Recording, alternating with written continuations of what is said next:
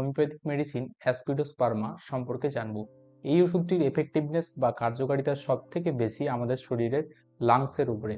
লাংসের বিভিন্ন রকমের সমস্যা যেমন সিওপিডি, অ্যাজমা, লাংসের ফাইব্রোসিস এবং শরীরে যদি অক্সিজেনের ঘাটতি ঘটে, অক্সিজেনের লেভেল কমে যায়, লাংস ঠিকঠাক হয়তো কাজ করছে না, এই সমস্ত যাবতীয় সমস্যার জন্য কিন্তু এই ওষুধটি অত্যন্ত কার্যকরী। পেশেন্ট মেন যে কমপ্লেনটা করেন যে তার শ্বাস প্রশ্বাস নিতে অসুবিধে হচ্ছে। এছাড়াও দেখা গেছে যে অ্যাজমা বা সিওপিডির যদি সমস্যাতে থাকেন পেশেন্টরা, তাদের ক্ষেত্রেও কিন্তু এই শ্বাস প্রশ্বাসের সমস্যা হয়। বয়স্ক লোকজনের হার্টের বিভিন্ন রকমের সমস্যা থাকে এবং সেখান থেকে তাদের কিন্তু অ্যাজমার একটা সমস্যা ডেভেলপ করে, যেটাকে আমরা কার্ডিয়াক অ্যাজমা বলে থাকি। যারা ক্রনিক অ্যাজমার সমস্যাতে ভুগছেন তাদের প্রায়শই দেখা যায় যে মাঝে মধ্যেই হঠাৎ করে শ্বাস প্রশ্বাস নিতে অসুবিধা হয়, ইনহেলার নিতে হয় অনেক সময়।